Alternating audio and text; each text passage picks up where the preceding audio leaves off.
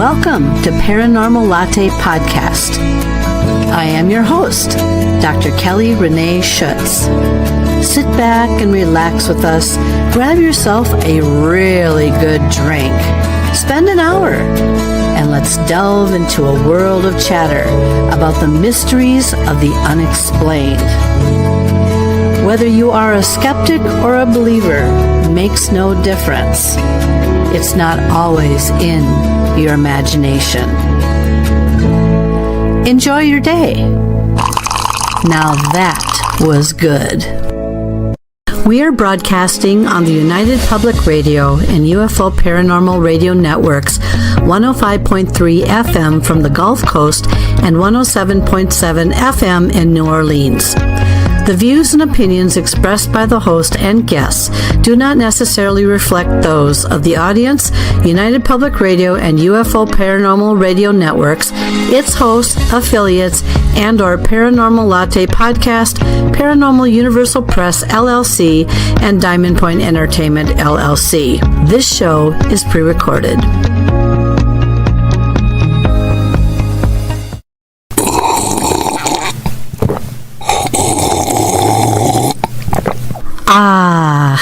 Now that was good. Good day, everyone, and thanks so much for joining me for another episode of Paranormal Latte Podcast. My name is Dr. Kelly Renee Schutz. I am the host and the producer of this show. Well, if you didn't get a chance to watch or listen to last week's show, please go back and watch and listen. And the reason why is because I gave a very long foundation about myself and how I grew into my abilities and what I've been experiencing and continue to experience. And so I think that you will gain from that. Now, it's pretty much video, and I know most of you at the end will go, well, where's this host that we're going to listen to each week or watch? I am right here, and I promise I will be here. But that one was a special show because it was the first show. Now, going forward, people ask me, what is your show going to be about? Well, it's going to be about paranormal, otherworldly, anything you can imagine, metaphysical, consciousness, all the realms, a lot of phenomena, different types. And so I think you're going to find each week to be very different from each other and also very interesting. And so I am very fortunate. I have done this since 2016. I have interviewed a lot of people, and tonight I've clipped out little segments from some of my interviews from those previous shows, and I'm going to introduce you to these individuals. And so it could happen that every week I have a clip, or not, or just a guest that comes on and to intrigue you and hopefully strike up a chord of interest. So who do we have on tonight? Well, let's see. We've got Truthseekah. He is a Christian mystic. He's also an artist. He came into his awakening, and so you're going to find him to talk a little bit about his experiences. We have JJ Rose. She is a psychic. I believe she's a psychic medium, and she also has a long lineage of individuals in her family on her maternal side, where her mother had the gift and her mother had the gift, and it goes all the way back from there. In fact, if I recall this correctly, I believe she traced herself back all the way to the Salem witch trial. So we'll want to meet her, of course. Let's see, who else do we have on this show? Not in any particular order here. We have John Kurth. He is a researcher from the Rhine Institute who gives us a very different perspective about what he thinks is happening out there regarding our abilities. And we also have Kelly Brickel. She is a psychic medium and numerologist. And so on another show, I had her actually do my birth year numbers, and she was very accurate. She's very good at what she does, and she just loves to do numerology. So she'll be fascinating. And then finally, I believe the last one is Stephen Spur. Now, Stephen Spur came into his awakening just before he turned 20, but due to a concussion, and then all of a sudden, his awakening opened up, his abilities shot off like a rocket, and he can't turn it off ever since. And he actually communicates with your deceased loved ones. So we're going to take note of each of those as we move along here, and I hope you enjoyed tonight's show, because it's just a nice way of getting used to me, getting used to my style, and of course knowing that for each week we're going to have perhaps something introduced that's just a little bit different and not necessarily like the norm. So as they say, let's get started. Stay tuned.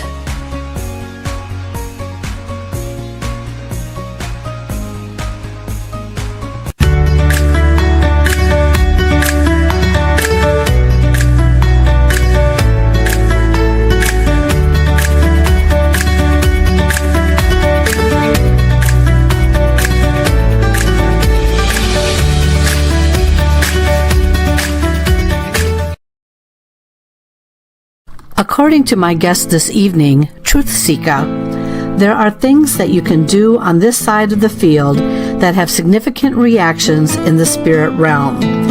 Exploring the existence of life beyond the mundane realities, his book will help you understand that there are doors or pathways which can be opened unknowingly.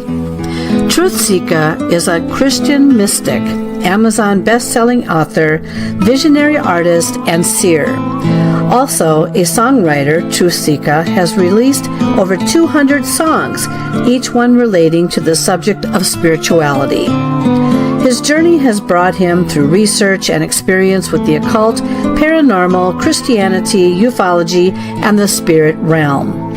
This has led him into many mystical encounters with God, angels, spirits, and many other supernatural beings. Truthseekah has made it his life work to understand these spiritual realms and relate it back to people in a practical way. His desire is to help people embrace the reality of the spiritual world so they can walk in supernatural freedom in their lives. Please welcome tonight to my show, the one and only Truthseekah.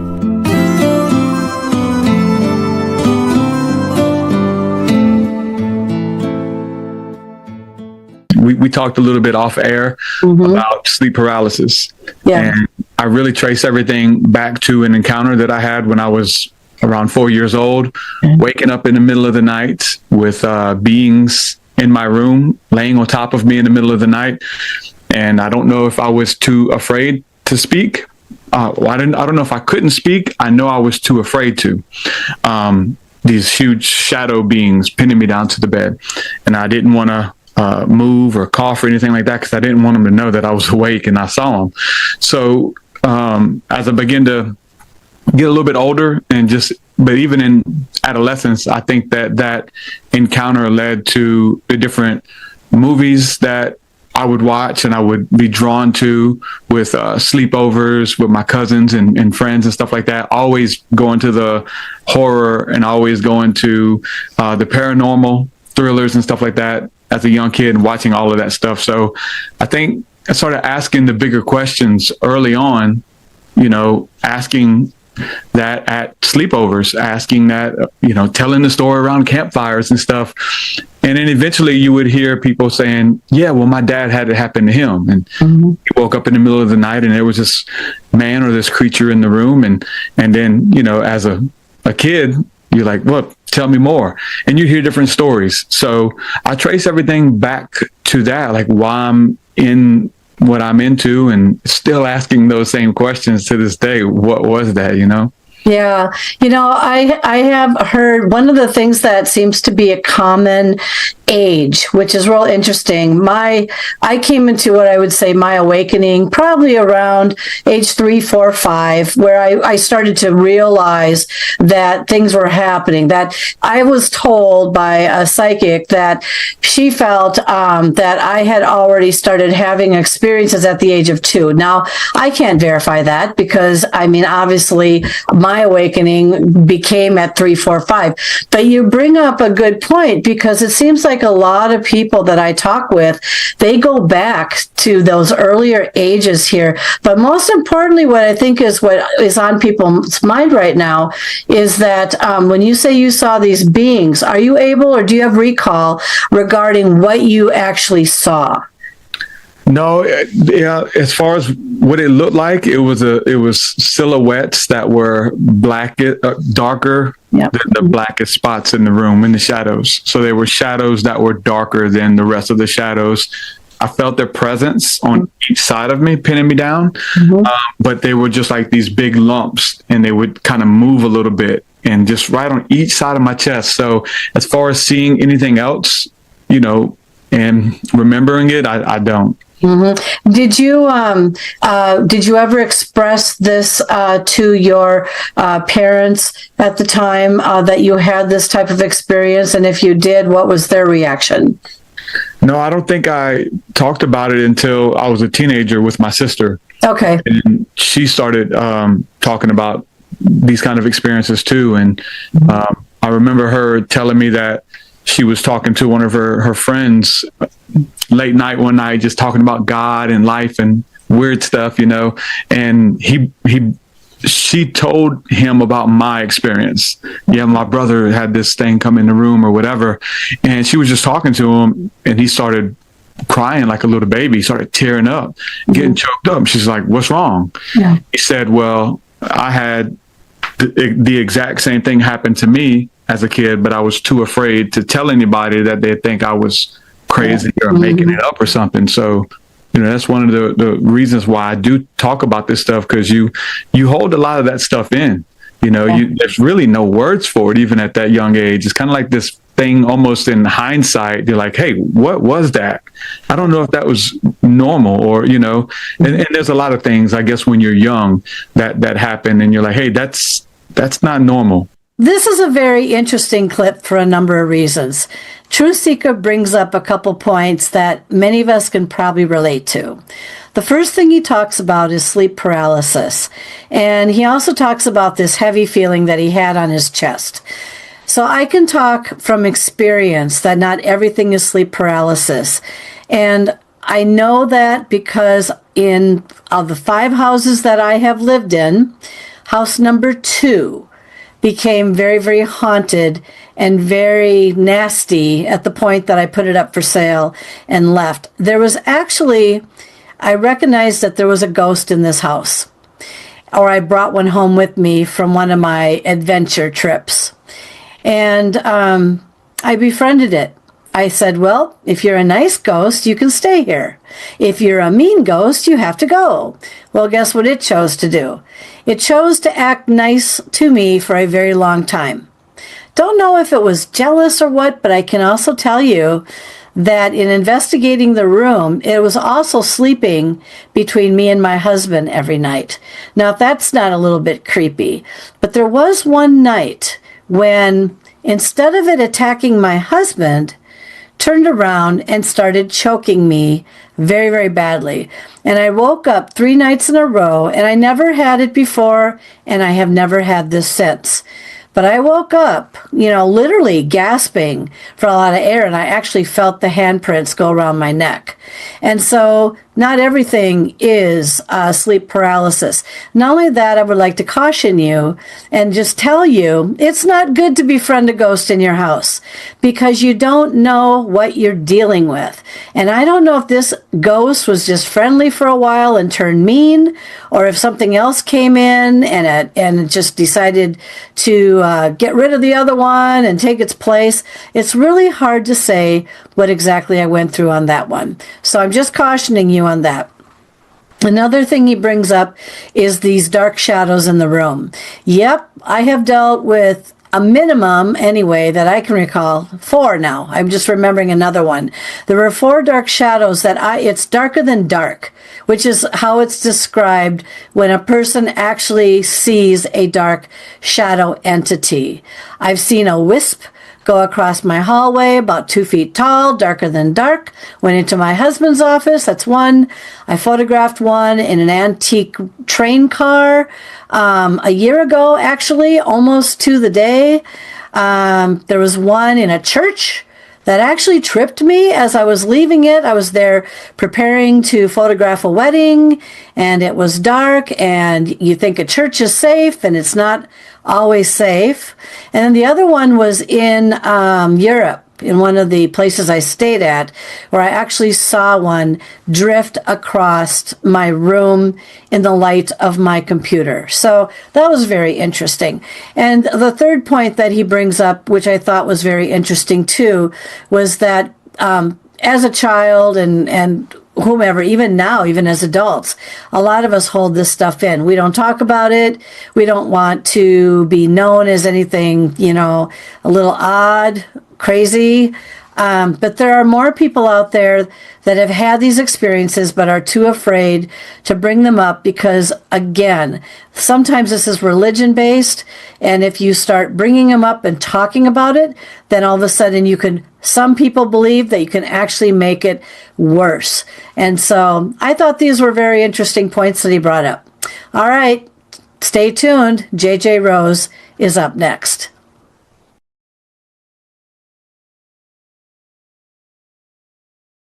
People often ask the question, how far do you remember back in your younger years?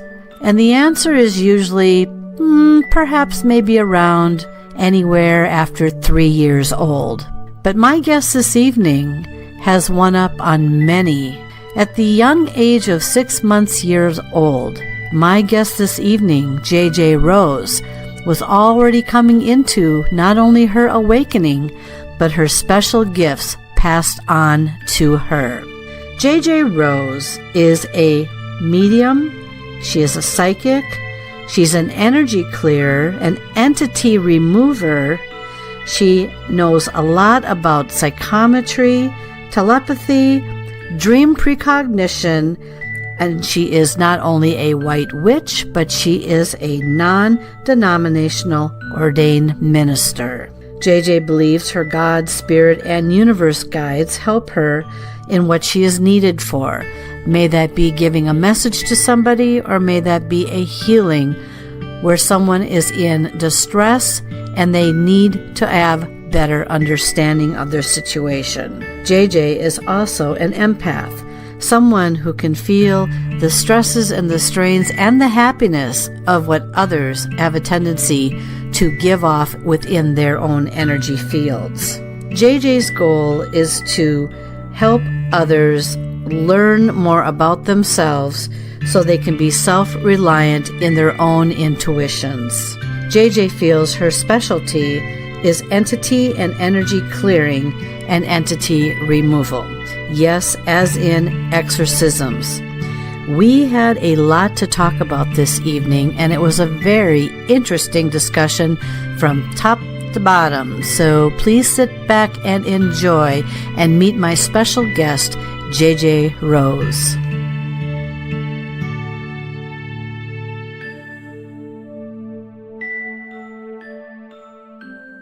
Okay, well, I'm a little different than most people with their origin stories because I've been like this my entire life. Mm-hmm. I come from a long lineage on both sides where everyone was like me and then some, and it was understood. It was talked about privately within the family unit. But one of my earliest memories is I was maybe 6 months old. Wow. And I was at a daycare center that my parents would take me to. And there was a special room when I needed a nap that they would put me kind of in a little, what we would call like a carrier now, and put me down to nap. And the woman who ran the place had 2 Siamese cats, and they would come and sit next to me. Mm-hmm. Now, years later, when I'm about 6, 7 years old, we're in the grocery store and we end up running into the woman who did the daycare. And she's so excited to see me grown up. And she goes, "Oh, do you remember me?" And I said, "Yes." And she kind of looks a little strange. And I described the room to a T and her cats. Mm-hmm. And the last time I had seen her, I was 7 months old. Wow. So, yeah. Wow. And most people don't have that recollect. Probably most 2 years and younger. I think I've only met one other person who believes she had an experience at about 1.5 years old, but never at the baby point like you. That's interesting. So you come from a lineage of this your abilities. That's very fascinating just to know that. And sometimes people are wondering if you got a strong dose of it through your genetics, or whether or not you're all about the same. Did you ever have a discussion with your family, or the ones that had these abilities, about where their gifts were at, and if you were as strong, if not stronger? It changes through time, right? Because obviously, the way that I believe is that you're given gifts during time frames when they're needed, but also when you have the maturity to use them properly. Okay. The movie Firestarter is a great example, right? You don't want to give that ability to a child who is going to react to everything with that intense childish anger. Yeah. So a lot of my gifts have kind of grown over time. There were just certain things that I instinctually knew. And because everyone in my immediate close family had them too, it was just normal for us. Like, things moving around the house without people moving them was normal. We would see people come in and out of the house that weren't physically there in our capacity and talk about them. So I had a really wonderful growing up where that was fostered. I was taught, how to harness it, how to control certain things, not to talk about it with everyone, because obviously I'm an older generation where, I couldn't really even be open with all of my talents and who I am until maybe about 10, 15 years ago. It was still somewhat kind of shied away from or frowned upon. So the society we live in now, where people can be so open with their gifts, is amazing and wonderful. But you're my first physical interview that I've ever done where I've shown my face. Almost everything I've done before, I kind of hide behind the scenes. And the reason I agreed to do this with you is I had done a physical convention that I went to, and 7 days from the day that I showed my face in public, your invite came in. And obviously the number 7 is Spirit's way of saying, okay, we're doing this now. So yeah. Well, first of all, I'm flattered, first of all. Secondly, you're in a safe space, but I can't guarantee that who might contact you after the show is over would put you back in a safe space. But, she and I had talked about this a little bit before the show, that, we're pretty good at figuring out who's a good bet and who's not out there. And that's one of the risks that we have, including myself, by the way, when I speak in person, or you never know who's in the audience. And I've run into that a few times with some very interesting people.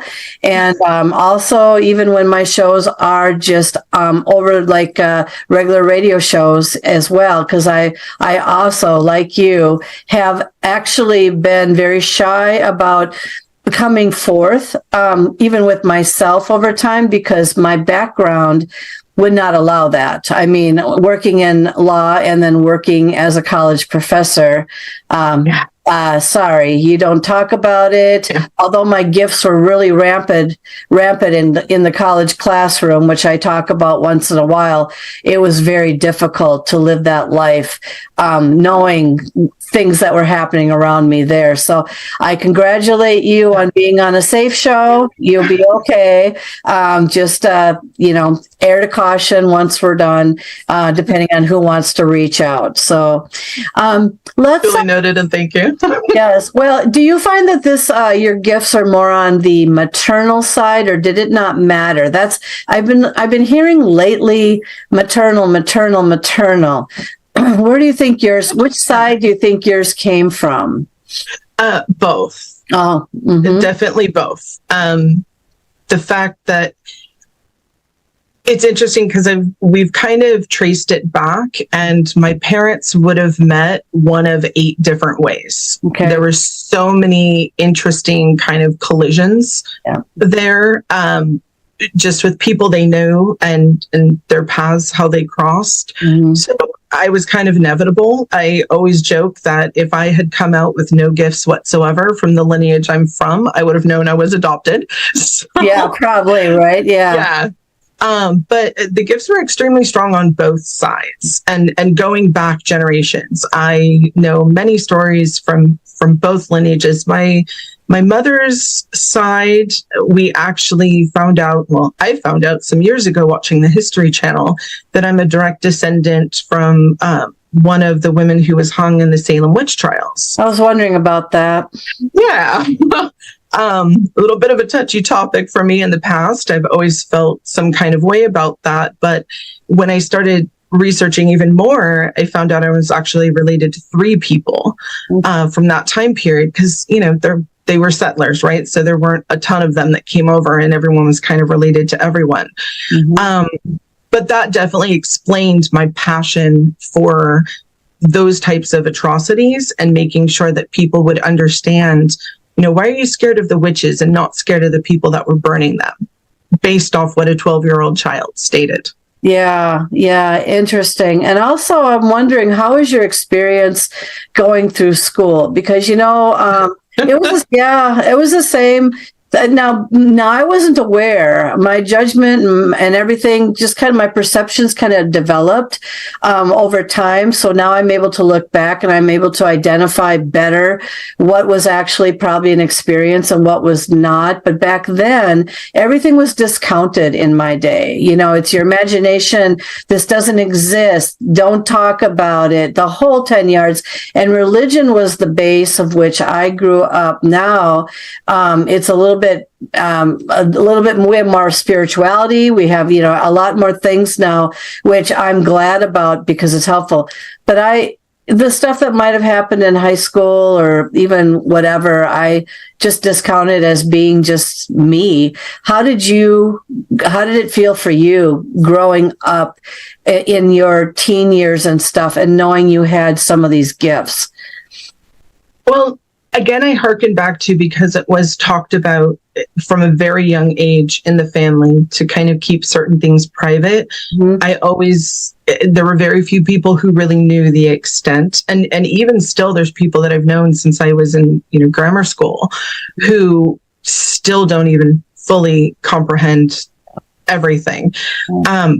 That being said, school was an interesting time. And as a child, having a read-in to what was going on with other people, there was kind of a dichotomy, because on one end, I would be extremely compassionate and empathetic towards the people that everyone else kind of ousted, because I understood what was going on with them, right? And then there was this other side where the bullies who were just mean to be mean, right? There was really even no back. I ended up getting in trouble one day because this boy was taunting me, and it was relentless. It was day after day after day. Oh. And, finally I turned around and I said, you're the reason why your parents are getting divorced.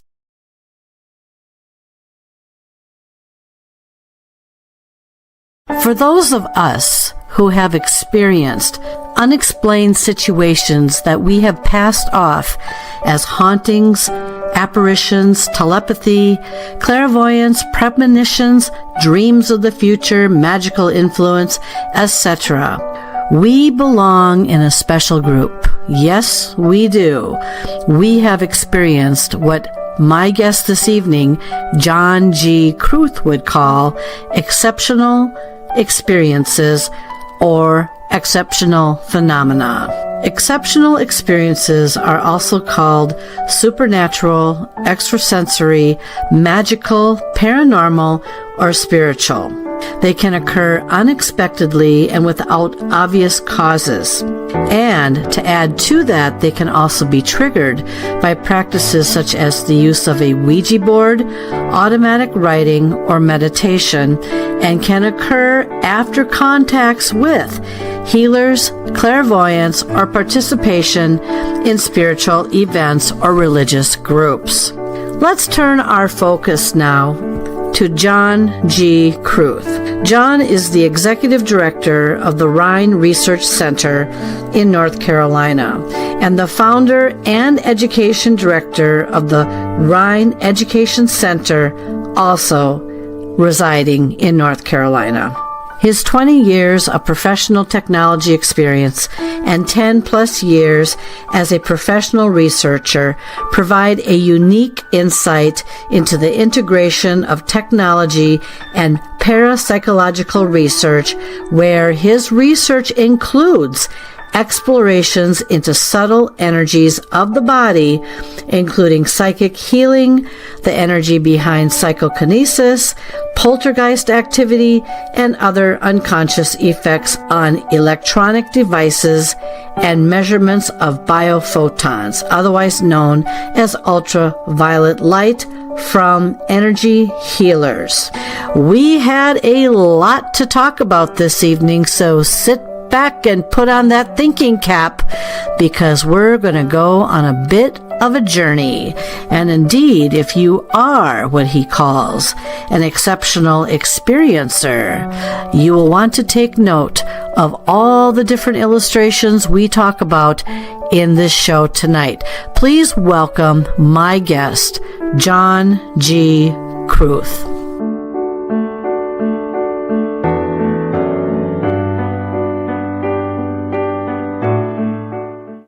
Have you guys ever studied anything about this pineal gland at all? So the pineal gland is something that Edgar Cayce spoke about it quite a bit, and it's actually towards the center of the brain. It's there's a spot in the center of the brain where this is. We don't know that it's related to psi in any way, whether it's related to ESP. I have heard people talk about the calcification of the pineal gland, and that was something Edgar Cayce spoke about. But in terms of actual scientific evidence to support it, some biology, there's nothing that we found that really connects the two. There has been some research that's been done to see if, can we see any activity in that part of the brain whenever people are having psi phenomena? But nothing's been really formalized too much. Finding the connection between biological aspects of our body and these experiences, that's a really interesting topic, and that will help to give us more information about how it works, and perhaps why certain people have these experiences and others don't. One of the studies I'm working on, that I was just finished working on actually, is related to that, looking at physiological correlates to different sorts of activity within the body that indicate healing is occurring. So these are definitely areas we follow, but the pineal gland in and of itself, we haven't found that direct connection that Edgar Cayce spoke about so clearly. Yeah, that's very interesting. And you bring up another one here that I have given credit to other things, and you talk about healing, self-healing aspects. Now, in my case, I shouldn't be here right now. I had COVID for 8 months. I had every symptom that they described down to a T, including losing half of my hair. So I'm very grateful that it grew back. But the thing is, I was so sick, I nearly died twice. I passed out once, and I believe that something was out there. We did a lot of praying, my husband and I, every single night to try to give me the strength to turn around. But there were times it was pretty bad, and almost didn't make it.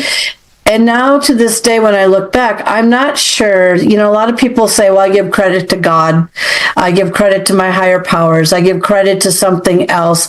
And I don't know. It wasn't just that. I had cancer. I had an experience in Las Vegas. I was there this is where I write my books. I was on the 60th floor of a very top-notch hotel.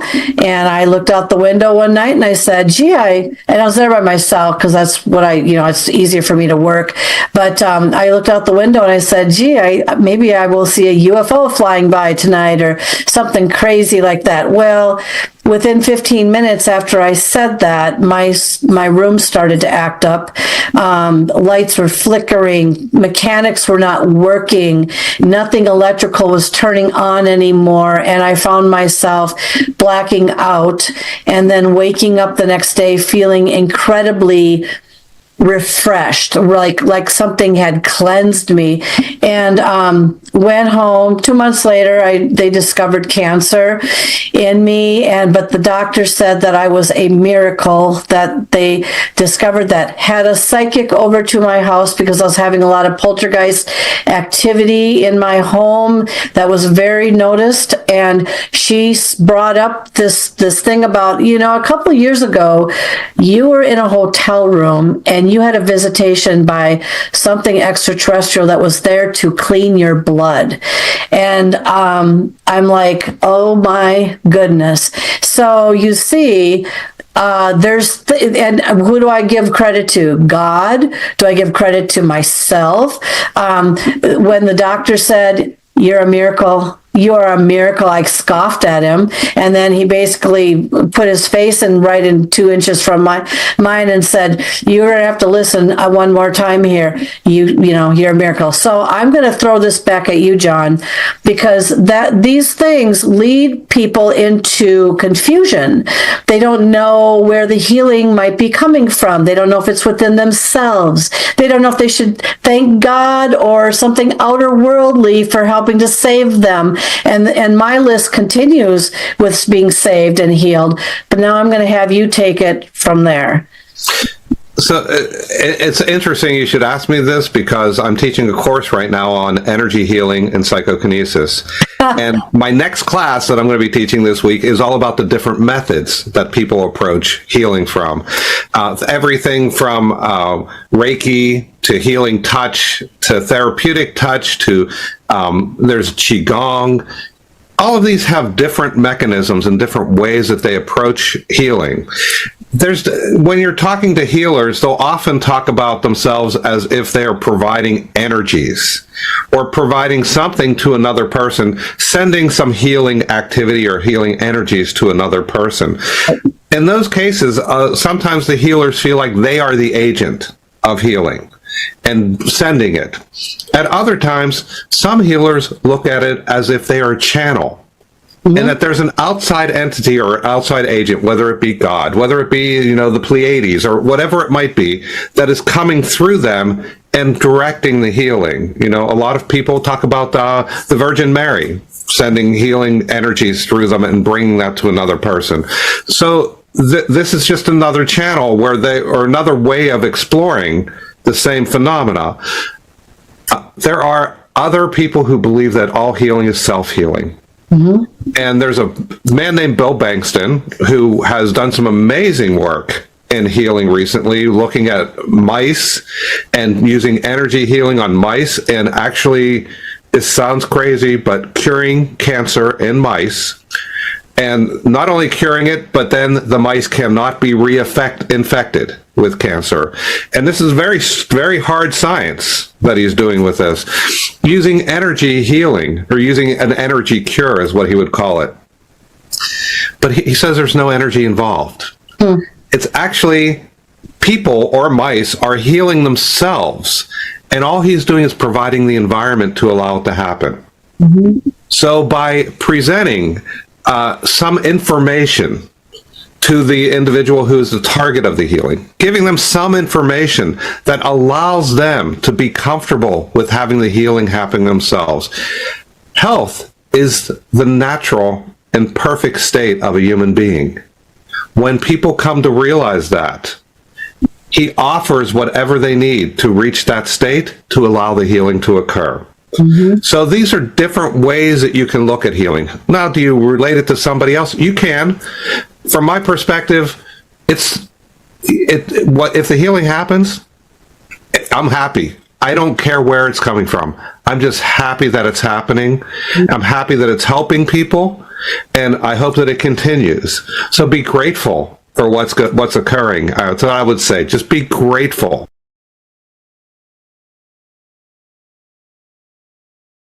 When life throws you something unexpected, don't go out there and squeeze lemons. Have your numbers read. Yes, you heard me correctly. Have your numbers read. Kelly Brickel is a specialty and has the art of being a numerologist. She is also a psychic medium, spiritual teacher, and the owner of the metaphysical broadcasting company Sacred Spiral Network. She has over 11 years of metaphysical experience in service as a professional psychic medium and numerologist, as well as a lifelong passion for communications and the media. She loves learning about the soul. She loves learning about energy and how these help to empower others along the way so they can create their dreams and just simply soar in their lives. Whether the connection is through spirit, emotion, or vibrational numbers, there is always a pathway to information waiting for help. You can find Kelly teaching and conversing and sharing her gifts weekly on the Sacred Spiral Network, as well as her other podcasts, The Psychic Hour and The Numerology Hour. We had a lot to talk about this evening, so sit back and grab yourself a number as Kelly and I go head on head, trying to figure out the mysteries of the world, but yet how they are connected to the role of numbers. Please welcome my guest this evening, Kelly Brickel.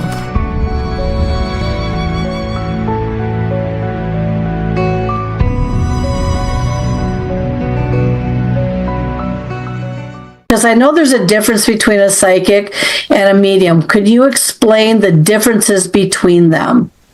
Sure, absolutely. So I do both. I specialize in psychic work. I have the most natural flow in that work, I feel. And usually people will kind of be one more versus the other. Mm-hmm. There's some people who are very much both. But yeah, people have their strengths, right? So my strength is psychic. I am a medium too. I talk to the other side and get impressions from the other side. I help people develop that side of themselves too, because I've done that for many years. I have a lot of passion in that work as well. So the difference is a psychic, you'll connect to energies that are on Earth, that are incarnate. So a soul can be many things. It's an internal state, and either the soul is living out a life currently that is local with the energies on Earth, or it's in another dimension, it's in another plane, and it might be on the other side because the soul has passed from Earth and it's back to, you could say, heaven or somewhere else, or even a different plane that they're living a full other life on. But if you're going to a different dimension or a different plane, like if you're connecting to the other side, you are a medium. You're a bridge between this world and the other world that soul is at. And you're basically saying, hey, I'm going to hold space for both of you so that the connection can get through. If it's like the sitter wanting to talk to their loved one,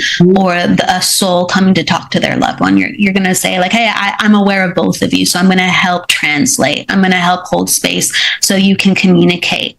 A psychic, that's a soul to soul connection, but you're going to pick up on different impressions because there's so much of the physical body a part of it, as well as an emotional state and lessons that are very present.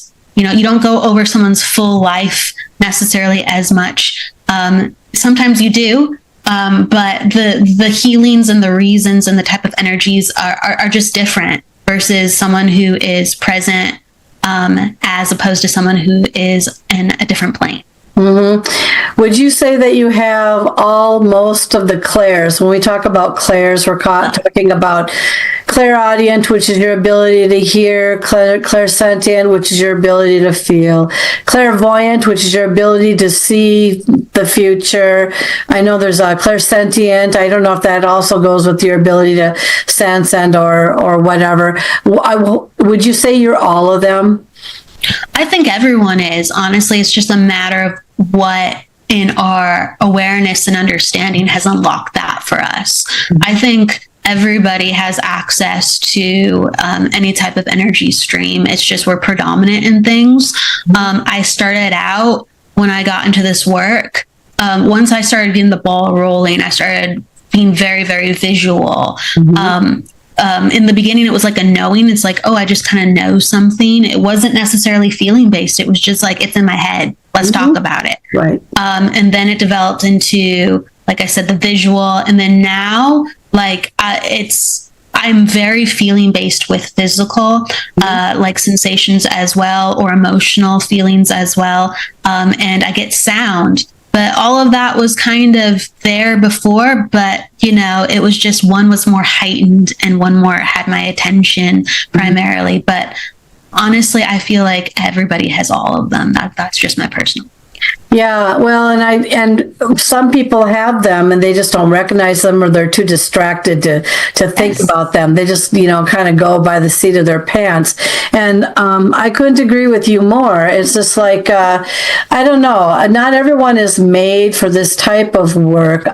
People may have the abilities to be able to become this type of work, but not everybody is made for this type of work. So I'm curious. So when you gave your very first psychic reading to somebody, I don't know if you can remember who that was a long time ago, because I'm sure you've done many since on a psychic reading basis. How did you feel about that? Because, I'd be a little bit nervous and maybe my confidence wouldn't be, it'd be a little shattery, because you want to make sure that whatever you say is hitting the button, rather than someone saying, no, that doesn't resonate with me at all.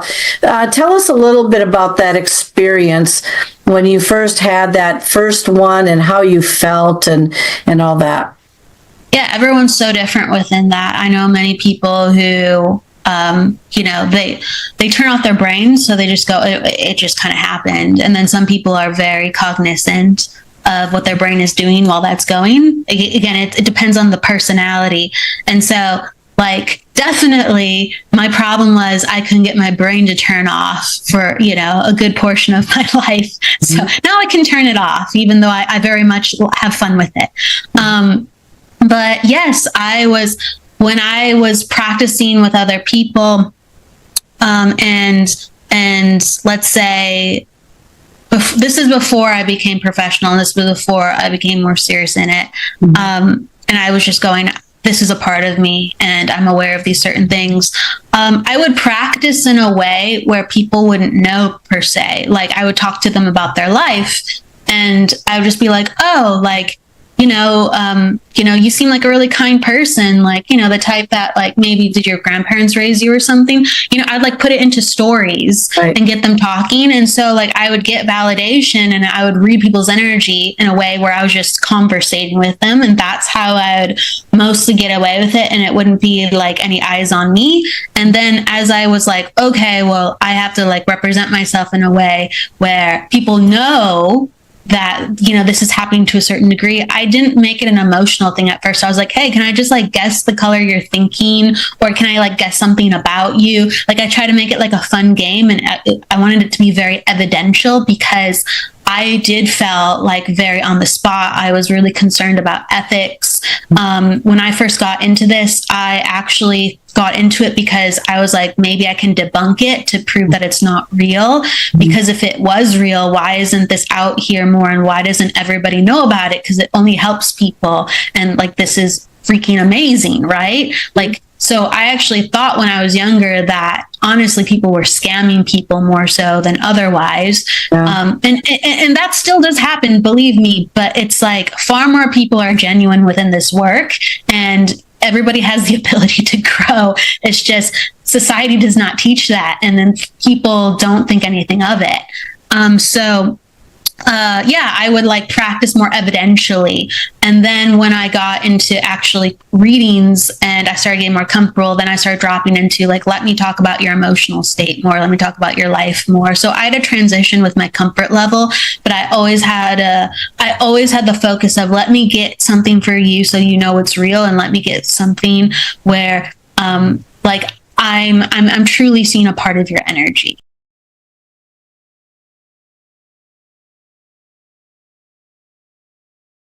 My guest this evening is Steve Spur.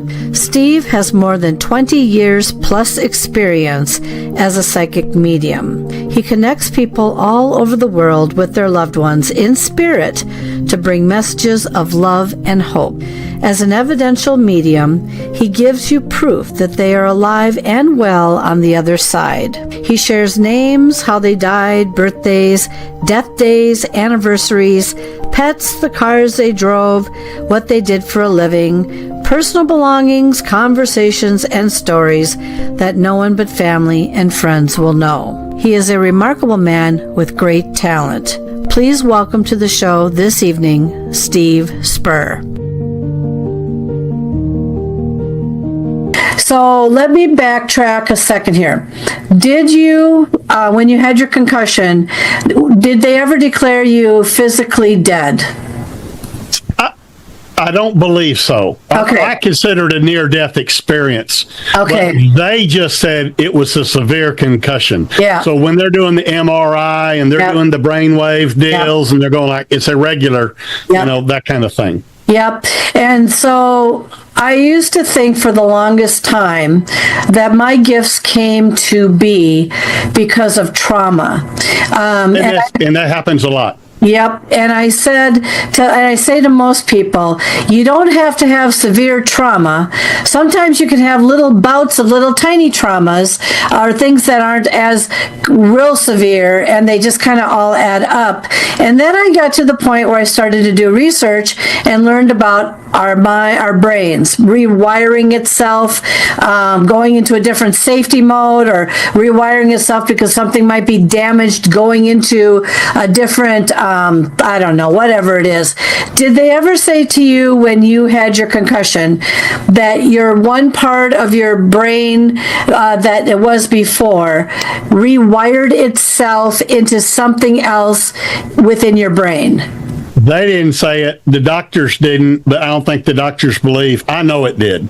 Yeah. Okay. And my psychic ability, everybody's psychic. Everybody is born psychic with a sixth sense. Mm-hmm. Animals do. People do.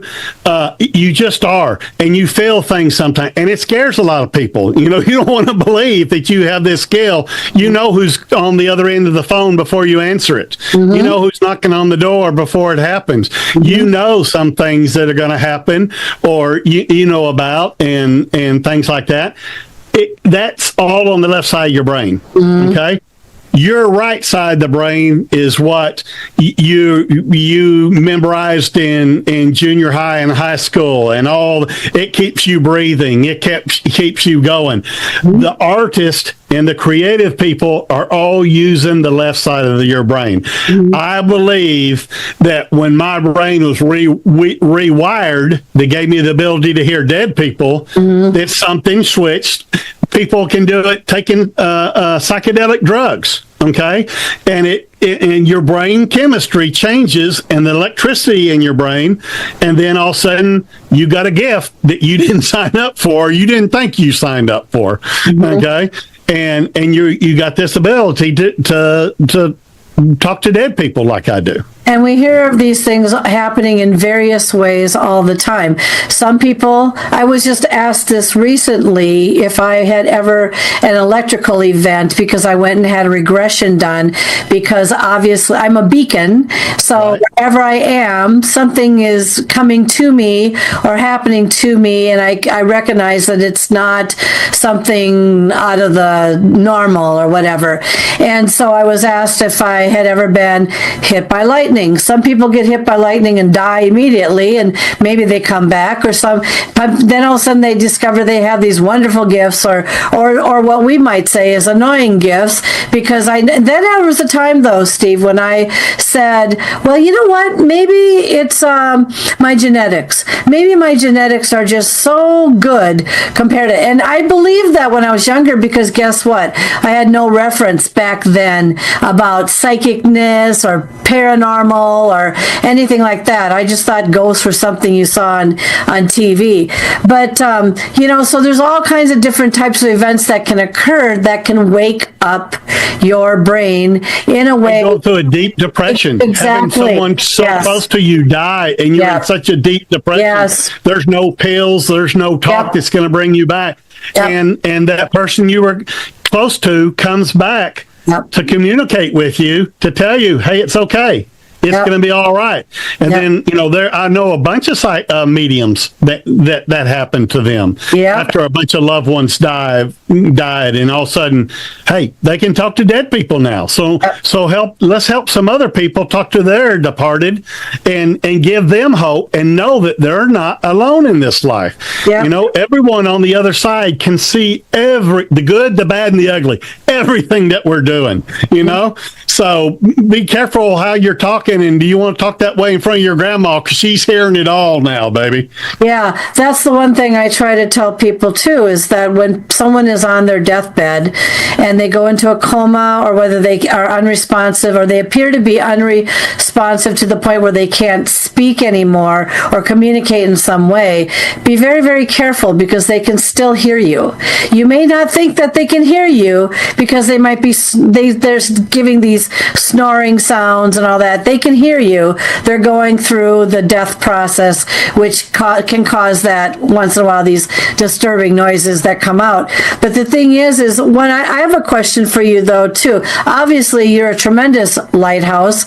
And do you ever find that your abilities come and go? Like mine, they come and then they go. Sometimes they're stronger, and then sometimes it feels like I don't have them anymore, and sometimes they come back. What do you experience? I think just because I studied with the best mediums for 7 years before I went out on my own and started reading for people, I set a bar that my energy's always on, regardless. I'm going to get a decent reading or whatever. Mm-hmm. Phases of the moon, Venus, Mercury, retrograde. I have the best readings during thunderstorms. Mm-hmm. There are other elements out there that even raises my energy level or my connection level that I don't even know why that happens. Yeah. But at the bare minimum, I'm going to go up to my level that even when I'm sick and I have readings scheduled and I know they've been counting on them for so long, and I start reading people, it's like I'm not even sick. It's like my energy level is just at this high level because I'm talking to spirit, and they're giving me the energy to talk to the dead people. Mm-hmm. And then after my readings are over, I'm back dead with the cold. I'm going like, oh my God, I feel so lousy. How's it that when I was doing my readings, I was up, and feeling so great? So I know that happens. Mm-hmm. When you were talking about people on their deathbed, I was in the hospital room when my dad was dying, and I saw him mouthing like he was talking to somebody, and all of a sudden he reached his hand out and he kissed the hand that he had grabbed. And I'm going like, who's he talking to? And I'm doing a soft focus with my eyes, trying to see the spirit. And it's my grandmother that's there to receive him to go over to the other side. And it just kind of blew my mind, to see that happening in living color, while I'm there. And it happens to tons of people, and people that when you go into hospice, the nurses will tell you all the things that happen, and the people, they can see your loved ones at the end of the bed, and they're talking to them and stuff like that. It's common occurrence to nurses that work in hospice, And it happens all the time. So when you sit and believe it, when your loved ones are dying and you're sitting around the bed going, and they're telling you, oh, I see my dad's coming for me, or I see my wife's coming for me, and they're reaching out, you tell them, go. You know, go with them and it's going to be fine. We're going to be okay here. Thank you for watching and listening to Paranormal Latte Podcast. We have been broadcasting on the United Public Radio and UFO Paranormal Radio Networks, 105.3 FM from the Gulf Coast and 107.7 FM in New Orleans, as well as several listening platforms. The content, music, and creative sound effects as heard on Paranormal Latte Podcast are copyrighted and licensed commercially to Dr. Kelly Renee Schutz. Please do not reproduce in any manner without the express permission of Dr. Kelly Renee Schutz, Diamond Point Entertainment, LLC, Paranormal Universal Press, LLC, Paranormal Latte Podcast, and or any affiliated networks such as the United Public Radio and UFO Paranormal Networks. The opinions and information expressed by the guests, hosts, and sources as heard and seen on the Paranormal Latte Podcast are not necessarily those of Diamond Point Entertainment, LLC, Paranormal Universal Press, LLC, Paranormal Latte Podcast, and the United Public Radio and UFO Paranormal Networks, as well as their producers. Although the content of the shows may be interesting, the information and opinions within are deemed for entertainment purposes only. Subscribe to continue your enjoyment and interest, and thank you for making Paranormal Latte Podcast part of your day. Now that was good.